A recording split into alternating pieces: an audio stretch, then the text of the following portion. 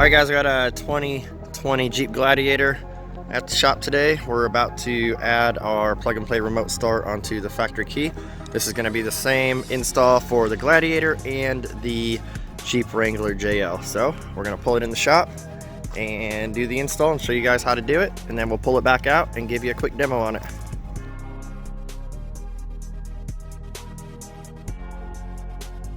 So the first thing we're going to remove on the Jeep is going to be this bottom panel right here. Just grab it over on the side and you simply pull it straight out, and then just kind of work your way down and then over and around. There's going to be 6 tabs on it, so you'll see 3 here on one side and 3 here on the other. So set this aside. The next panel we're going to remove is the little trim around the headlight switch. So just take a little plastic pry tool and you can simply come right between the dash and the headlight switch bezel, and this will just pop off. Work your way around and it's just held on by a couple clips. Once you guys have the bezel removed, you're going to see a notch here in the center on the bottom and a notch here top.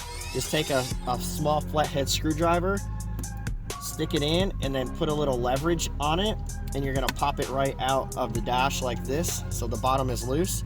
Do the same thing with the top, put a little pressure on it, pry it out of the dash, and then it's loose. So go ahead and unplug this connection right here. The next bezel that we're going to remove is this whole trim piece that has the HVAC and the actual start button. What you're going to do is just grab it right down here in the corner and pull straight back on it, and this is held on by only clips, so just kind of work your way around. And then once you have it loose, there are 2 connections here. Just gonna go ahead and unplug this so nothing gets scratched up. Last place we need to get to is behind the glove box. You're just simply going to open it up. You're going to see a shock over here on the left side. So just pull this straight back towards you and then out, and you can see that it's free and loose. You just push the glove box in a couple inches, push up on the tab, and then the glove box will come down under it and fall straight to the floor. You're gonna see a couple distribution blocks here. We're gonna use one of the connections in the green block.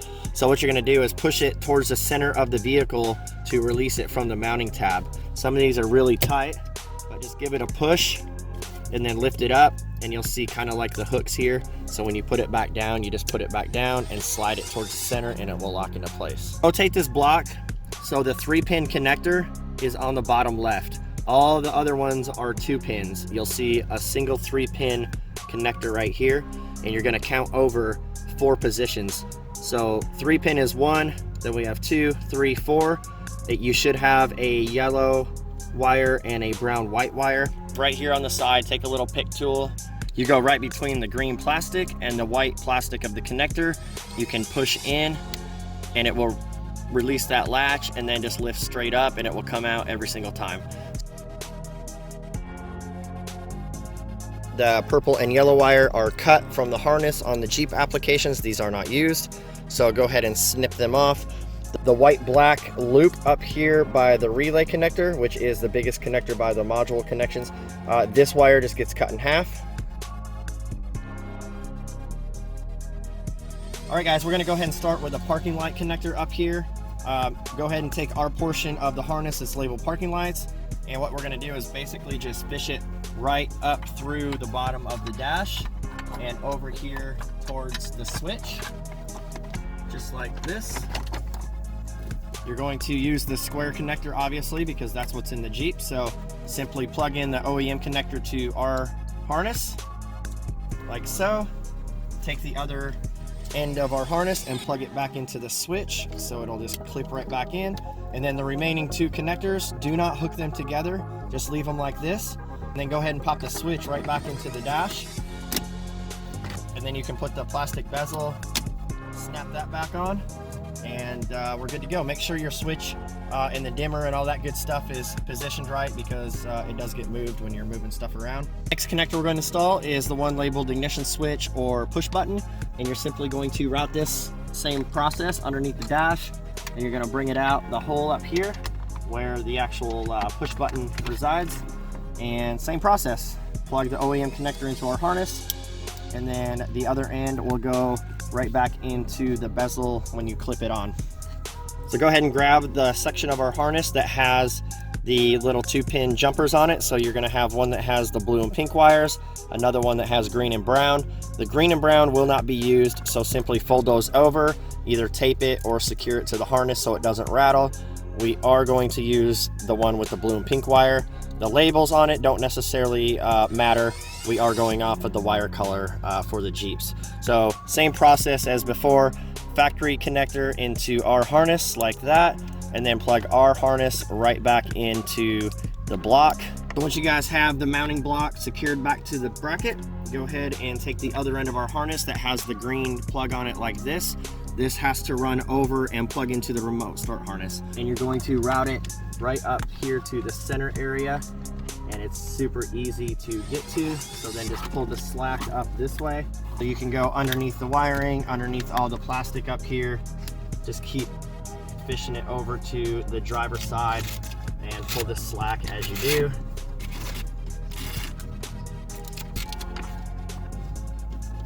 Once you're over here, you can just kind of go right on down, and then we're going to go back to the driver's side and pull it out from under the dash. You have it over here, you simply plug it right into our harness. So the harness installation is complete. It's all 100% plug and play, and now we're ready to program the module.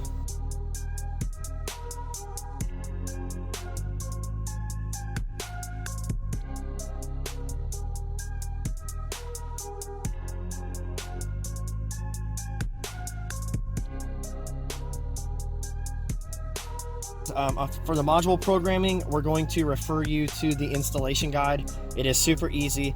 However, firmware can change and it can alter the programming process. So if we show you programming now and somebody buys this 6 months down the road and the programming doesn't line up, people get angry and frustrated, and it's just a mess for everybody. All up-to-date programming is in the installation guide, so follow the steps.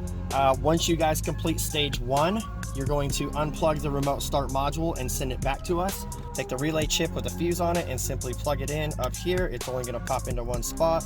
Make sure that you install the provided drive time cap. So down here where the little adapters are right by the fuse, you're going to unplug the blue connector, plug the drive time cap in, so it's going to look just like this. And what that does is allow you to drive the Jeep without having to pull all this stuff out. When you guys get the module back from us from stage 2 programming, you'll simply take the drive time cap off. I usually tell people to stick it right over the harness in case we need it later on. Plug the connector back in, and now our harness is complete.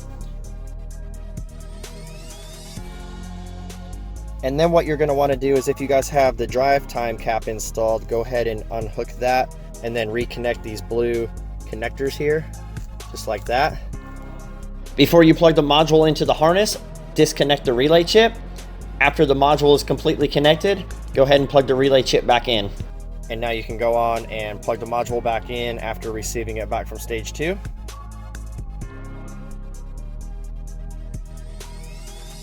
All right guys, we got the Gladiator all finished up. Keep in mind the install is the same for the Gladiator and the JL Jeep Wrangler. So factory key fob, we're gonna go ahead and hit the lock button 3 times. So you're gonna hit lock, lock, lock.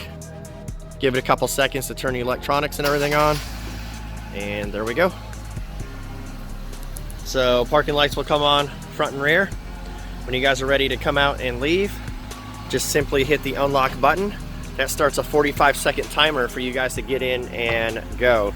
If you exceed the 45 seconds, the Jeep will turn off when you try to get in and do takeover.